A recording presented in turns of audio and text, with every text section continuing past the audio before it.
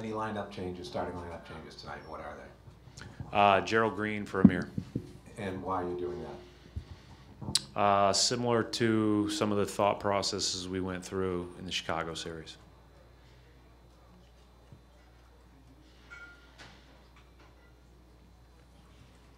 Can we ask you about matchups? No, right? I mean, you can ask whatever you want. I don't know. Hold on. I don't think you Are there rules? Well, I don't know. I don't think you can say it, so I don't need to ask you. Okay. Yeah, but I can say no comment or whatever. We're starting out with Ron. Yeah, we're going to have to guard him as a team.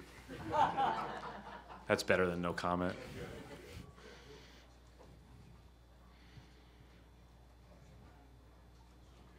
Coach, when it comes to Gerald, I mean, he's gone from situations where he started and played a lot of minutes to not playing at all. I mean, how do you kind of talk to him about keeping his mind in that situation? How do you think he's going to respond, hopefully? Yeah, I think that's a really unique trait to be able to respond to that. We're asking a lot of our guys to, like a guy like Amir to start 4 games, not start, and be flexible in that regard. But those guys, Jonas, who hasn't played as much in the last couple of games but played such a big part for us all year, like it says a lot about who they are, that they're able to embrace that and be great teammates through it, and be ready when called upon.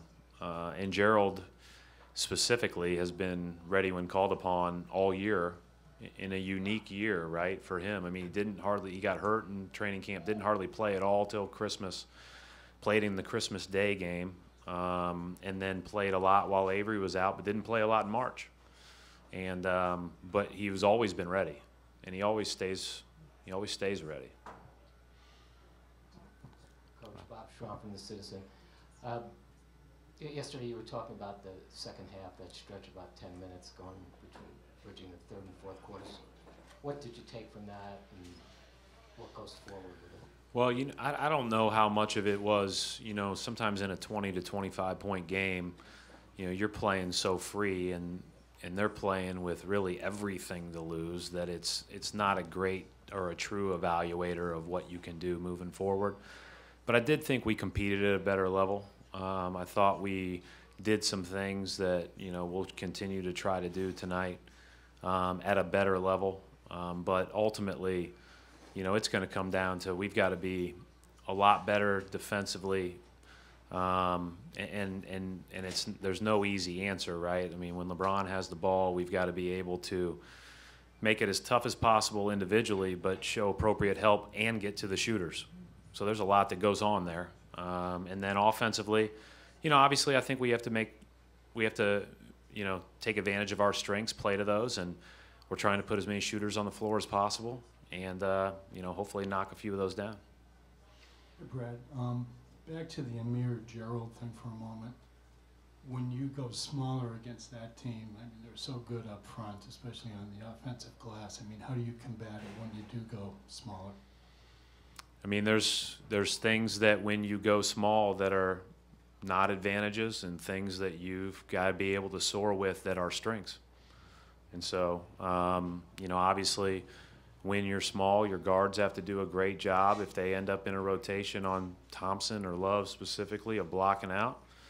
And everybody's got to pursue the ball. And, it's like we said in the Chicago series, we're not making this move expecting to win the glass by 15. If we can manage it and be solid in that regard, and make it as tough as possible, and not turn it over on the other end, and get good shots and knock them down, then, that's your way of managing it. Hey, Coach, the message over the last 2 days, how much of it was you got to play hard, you have to compete right from the jump, and how much of it was strategy-wise we need to do X, Y, and Z? No, I mean, I think that the first part you said is a non-negotiable, and it's May 18th or whatever. You're in your third playoff series. You're all the way through the regular season. You know that there's a level of compete you have to be at, and but I think that from a strategy standpoint, we'll spend a little bit of time in film watching some of the things that we can do better from a transition defense or a block out or, the effort type stuff. But, we spend most of the time of saying, hey, listen, we know what we need to do in that regard. Let's focus on what we need to do better from a strategy standpoint. If there's any tweaks to make them and move forward. Our guys are great about responding. They, that. I mean, they're pretty unique in that regard, I think. Brad, the Cavs made a pretty strong emphasis to stunt the roll man in Game 1. From your perspective, they stunted it from the weak side. From your perspective, what challenges does that present, and how can you counteract that? And that's what they've done the whole playoff run. I mean, they're blitzing. That's what blitzing teams do. They bring the bottom guy over. If you're a hard show or a blitzing team, that's the way you rotate. And so you just have to be great about getting the ball out of the blitz quickly. And then you got to be great about flashing into the open spots and making the next right play. We've been pretty good at that this year. And I thought we did a pretty good job at times of handling it the other day. Not as good as hopefully we will be. But, even looking back on it, I felt good about a lot of the shots we got. We didn't shoot it well, but I felt pretty good about the shots we got. Brad, Jalen's been playing really well lately. Is part of the impetus to start Gerald instead of Jalen that you like having Jalen coming in later in the first quarter? Yeah.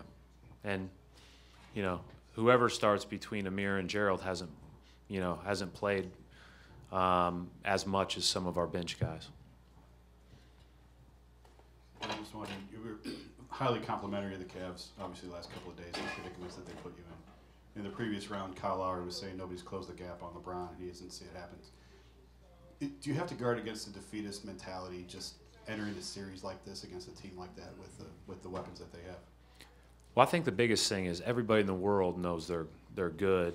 We kind of go through the typical season progression of how good they are, and then in March and April we got to answer all the questions about what's wrong with Cleveland, and it's like, oh, they're going to be fine, trust us.